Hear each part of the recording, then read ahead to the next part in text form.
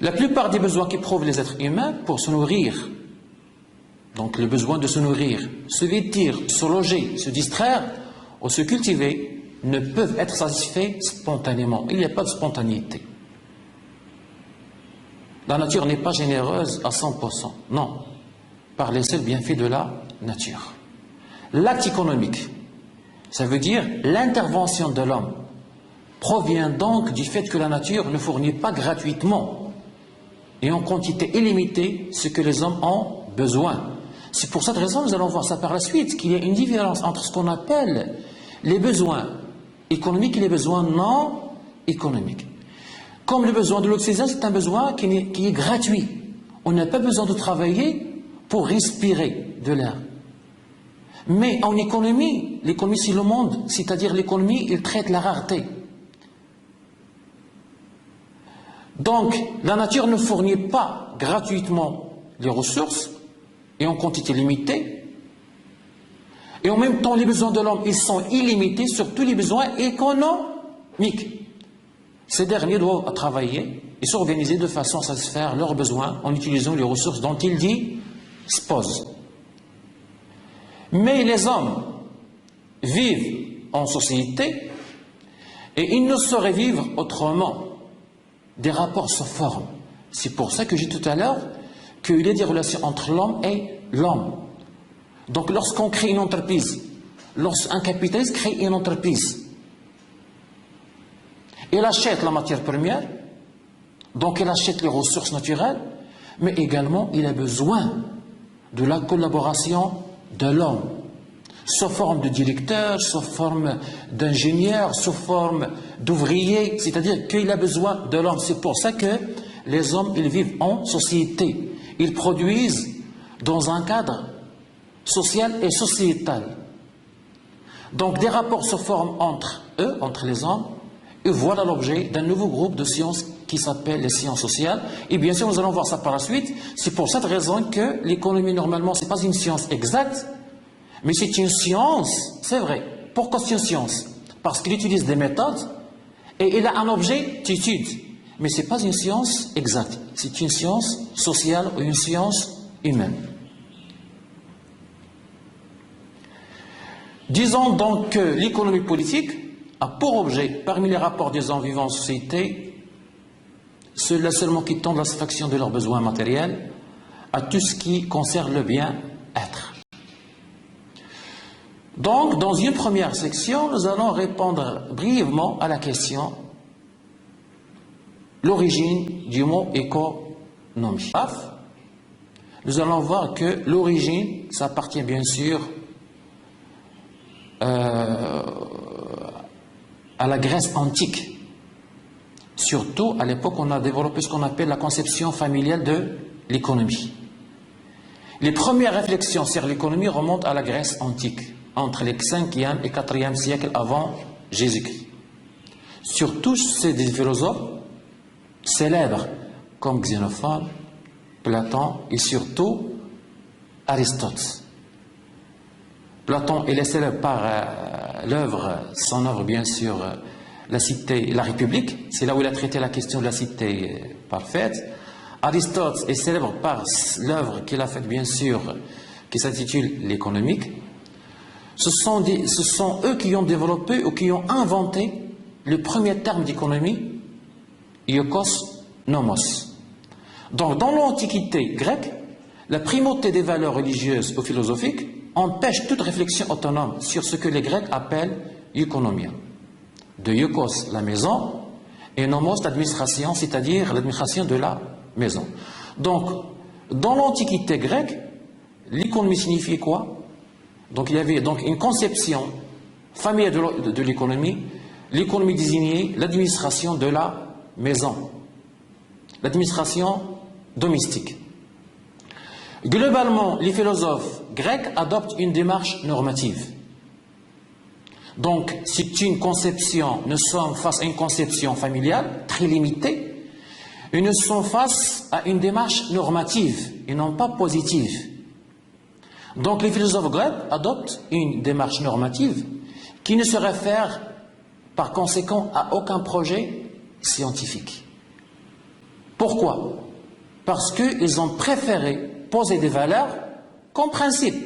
Par exemple, l'objectif c'est quoi? L'objectif de Platon d'Aristote c'était quoi? D'arriver à créer une cité parfaite, une cité juste. Donc il n'y a pas de projet scientifique, d'accord? Donc ce sont des valeurs. Ils prescrivent des règles ou de simples recommandations ou interdictions pour que ces valeurs soient respectées.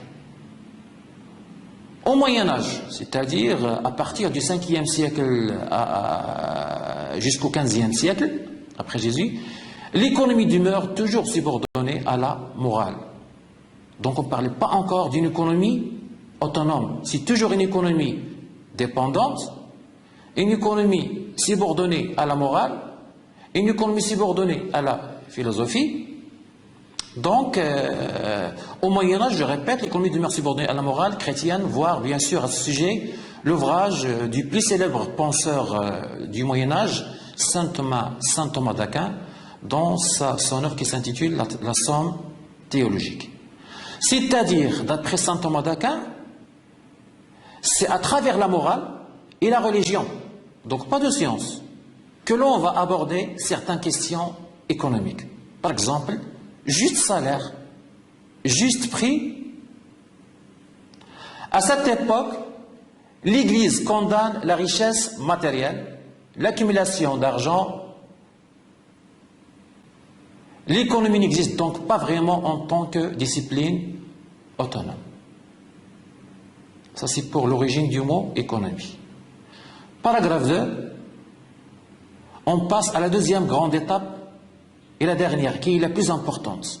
La naissance de l'économie et la naissance de la science économique et surtout la naissance du mot et du terme économie politique. Le terme d'économie politique apparaît pour la première fois chez les mercantilistes. Donc, entre parenthèses, les mercantilistes, nous allons voir ça par la suite. C'est un courant de pensée économique qui s'est développé en Europe entre 16e, 17e et début 18e siècle. Donc, chez les économistes, pour distinguer l'économie au sens grec d'économie domestique, donc on passe d'une conception familiale de l'économie au niveau national, outil de gestion du prince, c'est-à-dire de l'État. À l'époque, on parlait de prince, 16e, 17e siècle. Donc, au terme d'économie politique correspond un niveau d'études. C'est le niveau national et non pas le niveau domestique, non pas le niveau familial. Donc on passe de la conception familiale à la conception de l'État-nation pour étudier le problème économique. Le premier usage du terme d'économie politique est ainsi attribué à l'un des plus grands économistes français de l'école des mercantilistes. Il s'appelle Antoine de Montchrétien, dans son ouvrage Traité de l'économie politique en 1615. Donc 1615, c'est l'année de la naissance de la notion d'économie politique. Avec les physiocrates, donc quand je dis les physiocrates, ça veut dire le 18e siècle. Donc on ne va pas précipiter les choses, on ne va pas parler dès maintenant des physiocrates, donc nous allons voir ça dans le chapitre 2, mais pour le moment, quand on parle des physiocrates, ça veut dire au milieu du 18e siècle. Donc avec les physiocrates, donc après bien sûr les mercantilistes, le terme garde son sens de gestion publique, c'est-à-dire au niveau de l'État-nation. Mais ils sont enrichis d'une référence à une science de l'organisation économique de la production et de la redistribution. C'est pourquoi l'analyse économique s'est d'abord constituée en tant qu'économie politique. L'apparition de l'œuvre de Adam Smith. Donc quand je dis Adam Smith, cela voulait dire fin 18e siècle. Donc l'œuvre d'Adam Smith, c'est le fondateur. Il est considéré comme le fondateur de la science économique moderne. Il a publié en 1776 sa principale œuvre qui a donné naissance à la science économique. Cette œuvre s'intitule « Recherche sur la nature et les causes de la richesse des nations ». Donc l'apparition d'une telle œuvre marque une ère nouvelle une ère décisive dans l'histoire de l'économie politique. Il a valu à son auteur le titre de père fondateur de l'économie politique. Entre parenthèses, j'ouvre une parenthèse, sans oublier que pour nous les Arabes, le monde arabo-musulman, il a connu également un grand penseur en économie. Il s'agit de Ibn Khaldun. Donc normalement pour nous les Arabes, bien sûr, Ibn Khaldun représente un grand penseur de la science économique et de l'économie politique. Il suffit de voir, bien sûr, de consulter sa principale œuvre qui s'intitule, bien sûr, le Muqaddimah de Ibn Khaldun. Je reviens donc au monde occidental et je reviens bien sûr à Adam Smith. Donc chez Adam Smith et dans l'ouvrage de John Stuart Mill en 1848, Principe d'économie politique. Donc pour ces deux grands auteurs, également de l'école classique, Adam Smith, il est le fondateur, John Stuart Mill, il est l'un des derniers de l'école classique. Donc pour ces deux auteurs, l'économie politique désigne la science économique en général, avec l'idée implicite que la politique influence les variables économiques. Ça veut dire que pour ces heures-là, il y a une relation entre le politique et l'économique.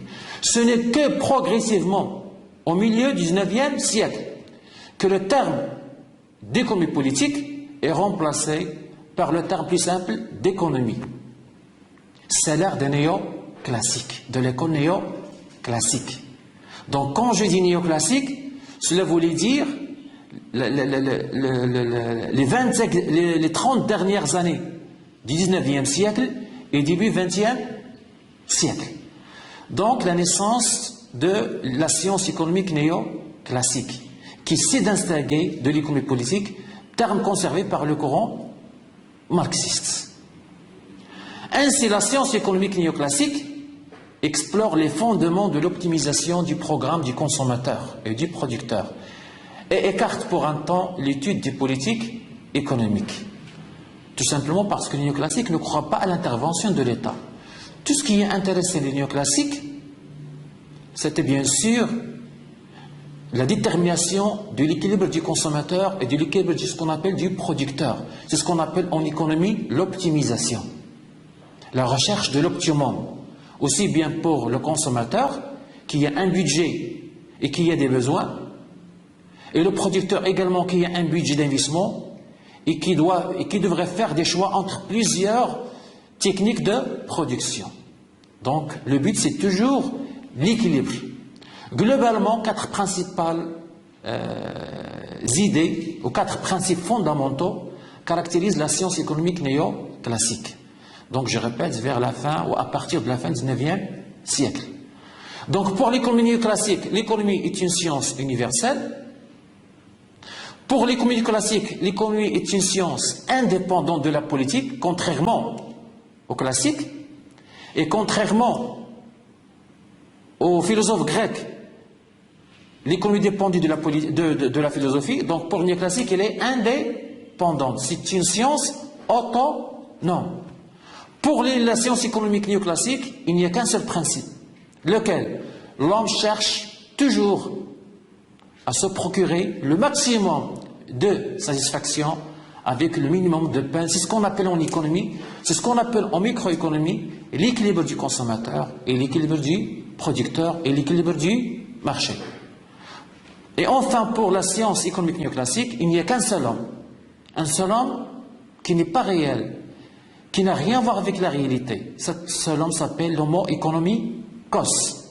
Il est l'unique source de construction des sociétés. Donc c'est le modèle. C'est un homme universel. Donc l'economikos, il se trouve au Maroc, aux États-Unis, au Japon, partout. Parce qu'il ne reflète pas la réalité, il reflète la théorie. Elle est la base de la théorie néoclassique. C'est un homme qui est abstrait, c'est un homme qui est asocial, c'est un homme qui est identique à lui-même en tout pays et en tout temps. Donc c'est un homme qui est universel. Il représente l'humanité depuis toujours. Donc c'est un homme qui est rationnel.